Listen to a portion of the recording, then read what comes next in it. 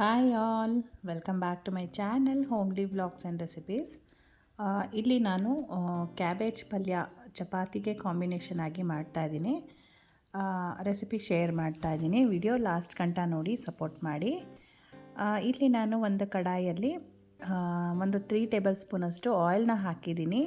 ಮತ್ತು ಒಂದು ಸ್ವಲ್ಪ ಸಾಸಿವೆ ಹಾಕ್ಕೊಂಡಿದ್ದೀನಿ. 2 ಈರುಳ್ಳಿನ ಉದ್ದುದಕ್ಕೆ ಹೆಚ್ಚಿಟ್ಕೊಂಡಿದ್ದೀನಿ. ಅದನ್ನು ಒಗ್ಗರಣೆ ಮಾಡ್ಕೊಳ್ತಾ ಇದ್ದೀನಿ. ಮತ್ತು 1 ಹಸಿಮೆಣಸಿನ್ಕಾಯಿನ ಕೂಡ ಆ್ಯಡ್ ಮಾಡಿದ್ದೀನಿ. ಈ ಪಲ್ಯ ನಿಮಗೆ ಚಪಾತಿಗೆ ತುಂಬ ಟೇಸ್ಟಿಯಾಗಿರುತ್ತೆ. ಈ ಥರ ಮಾಡಿದ್ರೆ ನಿಮಗೆ ಚಪಾತಿಗೆ ತುಂಬ ಚೆನ್ನಾಗಿರುತ್ತೆ ಅಂತ ಹೇಳ್ಬೋದು. ಹಾಗೆ ಒಗ್ಗರಣೆ ಮಾಡಿ ಮಾಡ್ತಾರೆ, ಅದಕ್ಕಿಂತ ಇದು ಇನ್ನೂ ಚೆನ್ನಾಗಿರುತ್ತೆ ಅಂತ ಹೇಳ್ಬೋದು.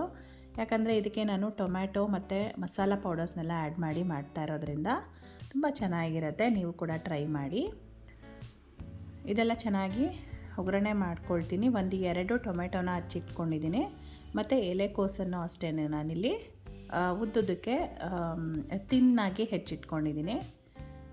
ಇಲ್ಲಿ ನಾನು ಕಡಲೆಬೇಳೆನ ಒಂದು ಸ್ವಲ್ಪ ನೆನೆಸಿಟ್ಕೊಂಡಿದ್ದೀನಿ.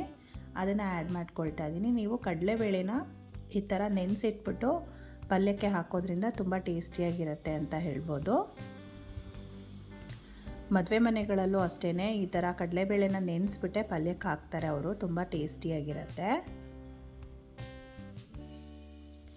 ಕ್ಯಾಬೇಜಲ್ಲೂ ಕೂಡ ಸುಮಾರು ಹೆಲ್ತ್ ಬೆನಿಫಿಟ್ಸ್ ಇದೆ. ಇದು ಇಮ್ಯುನಿಟಿ ಪವರ್ನ ಕೂಡ ಇನ್ಕ್ರೀಸ್ ಮಾಡುತ್ತೆ. ಮತ್ತು ಹಾರ್ಟ್ ಡಿಸೀಸ್ಗೆಲ್ಲ ಒಳ್ಳೆಯದು. ಡೈಜೆಷನ್ನ ಕೂಡ ಇಂಪ್ರೂವ್ ಮಾಡುತ್ತೆ ಅಂತ ಹೇಳ್ಬೋದು. ನಾವು ಎಲ್ಲ ಥರ ವೆಜಿಟೇಬಲ್ಸ್ನೂ ಮಕ್ಳಿಗೂ ಕೂಡ ಪರಿಚಯ ಮಾಡಬೇಕಾಗತ್ತೆ. ಎಲ್ಲ ವೆಜಿಟೇಬಲ್ಸ್ನೂ ತಿನ್ನಬೇಕು ಅಂತ ನಾವು ಮಕ್ಕಳಿಗೆ ಹೇಳ್ಕೊಡ್ಬೇಕಾಗತ್ತೆ. ಇಲ್ಲಿ ನಾನು 2 ದೊಡ್ಡ ಸೈಜ್ ಟೊಮ್ಯಾಟೊ ಕೂಡ ಕಟ್ ಮಾಡಿ ಇಟ್ಕೊಂಡಿದ್ದೀನಿ. ಅದನ್ನು ಕೂಡ ಇಲ್ಲಿಗೆ ಆ್ಯಡ್ ಮಾಡ್ಕೊಳ್ತೀನಿ. ಟೊಮೆಟೊ ಎಲ್ಲ ಆ್ಯಡ್ ಮಾಡಿಕೊಂಡು ಅದು ಚೆನ್ನಾಗಿ ಸಾಫ್ಟಾಗಿ ಬೇಯೋಗಂಟ ನಾವಿಲ್ಲಿ ಫ್ರೈ ಮಾಡ್ಕೊಳ್ಬೇಕಾಗತ್ತೆ. ಟೊಮ್ಯಾಟೊ 2ರಿಂದ 3 ಹಾಕಿದ್ರೂ ಕೂಡ ತುಂಬ ಟೇಸ್ಟಿಯಾಗಿರುತ್ತೆ.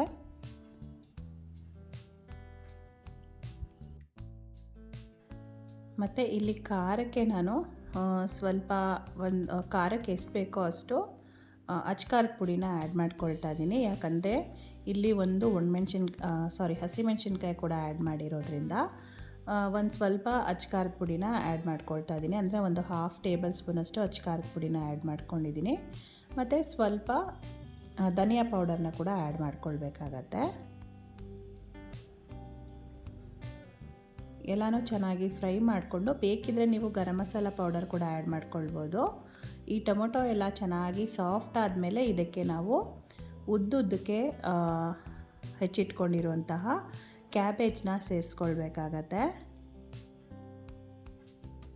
ಕ್ಯಾಬೇಜ್ನ ಬೇಯಿಸಿ ಯಾವುದೇ ತರಕಾರಿನ ಆಗಲಿ ನಾವು ಆದಷ್ಟು ಅದನ್ನು ಬೇಯಿಸಿ ಬಗ್ಸ್ಬಾರ್ದು. ಹಾಗೆ ನಾವು ಒಗ್ಗರಣೆಲೇ ಬೇಯಿಸ್ಕೊಳ್ಳೋದಕ್ಕೆ ಟ್ರೈ ಮಾಡಬೇಕು. ಯಾಕಂದರೆ ನೀವು ಬೇಯಿಸಿ ಬಗ್ಸಿದಾಗ ನಿಮಗೆ ಅದರಲ್ಲಿರುವಂತಹ ವಿಟಮಿನ್ಸ್ ಎಲ್ಲ ಹೊರಟೋಗುತ್ತೆ. ಅದಕ್ಕೆ ಯಾವತ್ತೂ ನಾವು ಯಾವ ವೆಜಿಟೇಬಲ್ಸ್ನೂ ಬೇಯಿಸಿ ಬಗ್ಸಿ ಪಲ್ಯ ಮಾಡ್ಕೊಳ್ಬಾರ್ದು. ಅದನ್ನು ಹಾಗೆ ಒಗ್ಗರಣೆಯಲ್ಲೇ ಬೇಯಿಸ್ಕೊಂಡ್ರೆ ನಿಮಗೆ ಟೇಸ್ಟ್ ಕೂಡ ತುಂಬ ಚೆನ್ನಾಗಿರುತ್ತೆ. ಮತ್ತು ಅದರಲ್ಲಿರೋ ವಿಟಮಿನ್ಸ್ ಯಾವುದು ವೇಸ್ಟ್ ಆಗಲ್ಲ ಅಂತ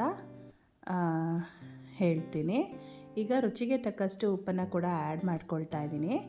ಇದು ಸ್ವಲ್ಪ ನೀರು ಬಿಡುತ್ತೆ ಇದನ್ನು ಫ್ರೈ ಮಾಡ್ತಾ ಮತ್ತು ನಿಮಗೆ ಎಷ್ಟು ನೀರು ಬೇಕೋ ಅಷ್ಟು ನೀರನ್ನು ಆ್ಯಡ್ ಮಾಡಿಕೊಂಡು ಚೆನ್ನಾಗಿ ಬೇಯಿಸ್ಕೊಂಡ್ರೆ ನಿಮಗೆ ಕ್ಯಾಬೇಜ್ ಪಲ್ಯ ಟೇಸ್ಟಿಯಾಗಿ ರೆಡಿಯಾಗಿಬಿಡತ್ತೆ.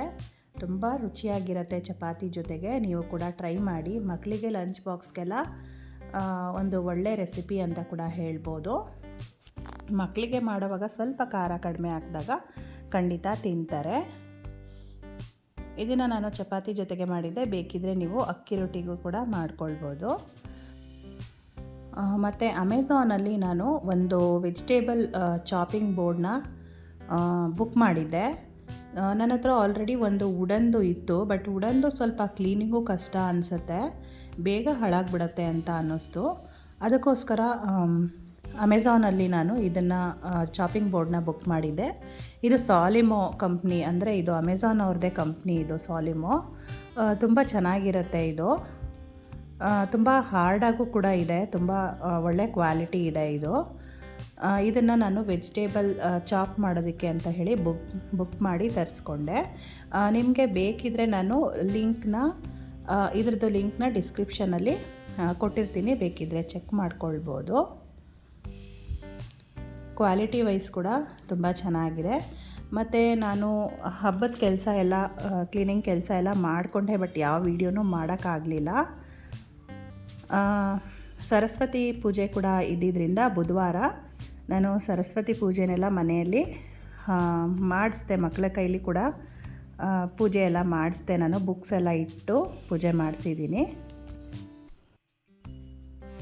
ವಿಡಿಯೋ ಇಷ್ಟ ಆದರೆ ಲೈಕ್ ಮಾಡಿ, ಶೇರ್ ಮಾಡಿ, ಕಮೆಂಟ್ ಮಾಡಿ, ಸಬ್ಸ್ಕ್ರೈಬ್ ಮಾಡ್ಕೊಂಡು ನೋಡಿ. Thank you for watching.